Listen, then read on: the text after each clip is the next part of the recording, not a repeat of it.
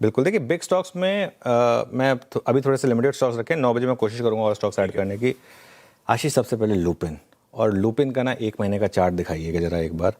I think ये बात मैं पूरे आपको दावे के साथ कह सकता हूँ कि ये आपको सिर्फ सीएनबीसी आवाज़ ने एक आपको ट्रेड दिया था, जब हमने एक बात की थी कि अब हम लुपिन पर अपना फंडामेंटल पॉजिटिव व्यू खत्म कर रहे हैं और एक नेगेटिव व्यू ले रहे हैं लुपिन पर।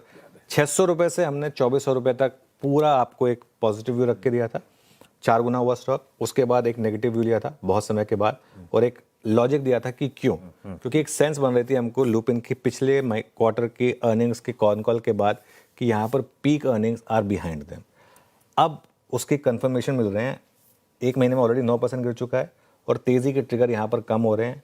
आज सिटी ने एक डाउनग्रेड किया है इसको, इस रिपोर्ट को पढ़िएगा, है ना। ये मतलब कई बार सिर्फ है ना हम हेडलाइन पे जाते हैं, रिपोर्ट का अगर आपको एक्सेस मिल जाए तो उस रिपोर्ट को पढ़िए, वो क्या कह रहे हैं। यूएस बिजनेस में सुस्ती है, जो नए लॉन्चेस हैं, लुपिन जैसी कंपनीज जो होती है ना, वो उनमें स्ट्रक्चरल तेजी या स्ट्रक्चरल वीकनेस होती है, क्योंकि आपके पास ब्लॉकबस्टर प्रोडक्ट है या नहीं है, यूएस सेल्स कितनी आ रही है उसके ऊपर डिपेंड करता है। FY26 में इनकी यूएस सेल्स थी $1.3 बिलियन की। FY27 में पता कितने होने की एक्सपेक्टेशन है? 975 मिलियन। मतलब आप सोच रहे हैं करीब करीब 30% के करीब की डिक्लाइन की उम्मीद है। और एबिडा मार्जिन जो 30% था FY26 में, FY29 तक आते आते ये 20% रह जाएगा। जब हम लुपिन पर पॉजिटिव हुए थे ना, तब हमारा 3 साल का जो व्यू था उसमें ये विंडो एकदम उल्टी थी। उसमें दिख रहा था कि वो आगे स्ट्रक्चरल प्रोडक्ट्स जो है वो तेज़ी वाले हैं। एक लुपिन में ऐसे पहले फेजेस आ चुके हैं, तो इस वजह से इसको आज मैं रेड लेके चल रहा हूँ। हालांकि इस पर आज एक पॉजिटिव ब्रोकरेज रिपोर्ट भी आई है एक प्रोडक्ट के यूएस कोर्ट में फैसले के बाद, लेकिन मुझे लग रहा है वो साइड शो बन जाएगा। मेरा मानना ये है कि यहाँ पर अब इस स्टॉक में थोड़ा सा प्रेशर रहेगा। एक सेल ऑन रैली का स्टॉक बन चुका है। टाटा पावर को मैं रेड ले रहा हूँ क्योंकि खबर खराब है। हालांकि बहुत पुराना मामला है, सिंगापुर इंटरनेशनल कमर्शियल कोर्ट से कंपनी को झटका लगा है। एक आर्बिट्रेशन का मामला चल रहा था जिसमें कंपनी को एक्लेरस को $490 मिलियन चुकाने थे आर्बिट्रेशन के।